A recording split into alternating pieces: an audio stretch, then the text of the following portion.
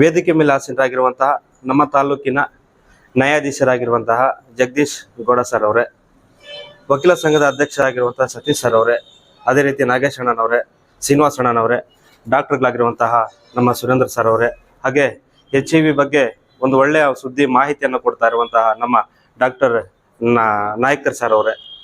ಇವ್ರದ್ದು ನಾಯ್ಕರ್ ಸಾರ್ದು ನಮ್ಮ ತಾಲೂಕಲ್ಲ, ಹುಬ್ಳಿ ಧಾರವಾಡ. ಆದರೆ ಇಲ್ಲಿ 2009ರಿಂದ ಇವತ್ತಿನವರೆಗೂ ಕೂಡ ಕೆಲಸ ನಿರ್ವಹಿಸಿ ಬರ್ತಿದ್ದಾರೆ. ನಿಜವಾಗ್ಲೂ ಕೂಡ ಪ್ರಾಸ್ತಾವಿಕ ಭಾಷೆಯಲ್ಲಿ ಅಷ್ಟೊಂದು ಅದ್ಭುತವಾಗಿ ಕ್ಲೀನ್ ಆಗಿ ನಮಗೆ ತಿಳಿಪಡಿಸ್ತಿರುವಂತಹ ನಮ್ಮ ನಾಯಕರ್ ಸರ್ ಅವ್ರಿಗೆ ನಮ್ಮೆಲ್ಲರ ಪರವಾಗಿ ನಾನು ಅವ್ರಿಗೆ ಚಪ್ಪಾಳೆ ಮುಖಾಂತರ ಅಭಿನಂದನೆಗಳನ್ನ ನಾನು ಹೇಳಕ್ಕೆ ಇಷ್ಟಪಡ್ತೇನೆ.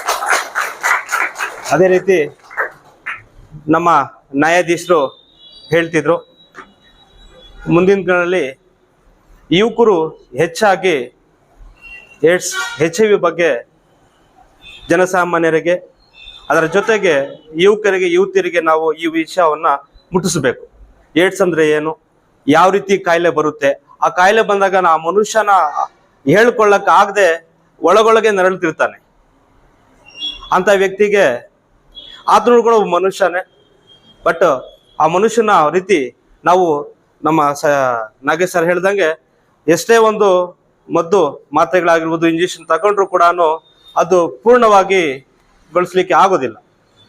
ಆದ್ರಿಂದ ಇಂತಹ ಒಂದು HIV ಬಗ್ಗೆ ನಮ್ಮ ತಾಲೂಕಿನಲ್ಲಿ ಪ್ರತಿ ವರ್ಷನೂ ಕೂಡ ಆಯೋಜನೆ ಮಾಡ್ಕೊಂಡು ಬರ್ತಿದ್ದಾರೆ. ಅದರಲ್ಲಿ ವಿಶೇಷವಾಗಿ ನಮಗೆ ಈ ವರ್ಷದಲ್ಲಿ ಕರ್ನಾಟಕ ರಕ್ಷಣಾ ವೇದಿಕೆ ವತಿಯಿಂದ ನೀವು ಕೂಡ ಈ ಕಾರ್ಯಕ್ರಮದಲ್ಲಿ ಪಾಲ್ಗೊಳ್ಬೇಕು ಅಂತ ಹೇಳಿದಾಗ ಖಂಡಿತವಾಗ್ಲೂ ನಾಯಕ್ ಸರ್ ಅವ್ರಿಗೆ ಮತ್ತೆ ನಮ್ಮ ಸಾರ್ವಜನಿಕ ಆಸ್ಪತ್ರೆಗೆ ನಾನು ಧನ್ಯವಾದ ಹೇಳ್ತೀನಿ ಈ ಒಂದು ಅವಕಾಶ ಮಾಡಿಕೊಟ್ಟಿದ್ದಕ್ಕೆ. ಅದೇ ರೀತಿ ನಮ್ಮ ತಾಲೂಕಿನ ಗೌರವಾಧ್ಯಕ್ಷ ನಾಗೇಶ್ ಬಾಬು, ಬಾಲಜಣ್ಣನವರು, ಇದ್ರೀಸ್ ರವರು, ಮತ್ತೆ ಆಟೋ ಚಾಲಕರ ಸಂಘದ ಅಧ್ಯಕ್ಷ ಆಗಿರುವಂತಹ ವಸೀಮಣ್ಣನವರು ಎಲ್ಲರೂ ಕೂಡ ಈ ಕಾರ್ಯಕ್ರಮದಲ್ಲಿ ಭಾಗಿಯಾಗಿ, ಮತ್ತೆ ನಮ್ಮ ಹುಸೇನ್ ಮಾಮೂನ್ ಅವರು, ಹಾಗೆ ವಿದ್ಯಾರ್ಥಿನಿಗಳು ತಾವೆಲ್ಲರೂ ಕೂಡ ನಾವು ಮುಂದಿನ ದಿನಗಳಲ್ಲಿ ನಾಯಕ್ ಸರ್ ಹೇಳ್ದಂಗೆ ನಮ್ಮ ನ್ಯಾಯಾಧೀಶರು ಹೇಳ್ದಂಗೆ ಮುಂದಿನ ದಿನದಲ್ಲಿ 2030 ಒಳಗಡೆ ಈ ಒಂದು ಝೀರೋಗೆ ಬರಬೇಕು ಈ ಒಂದು HIV.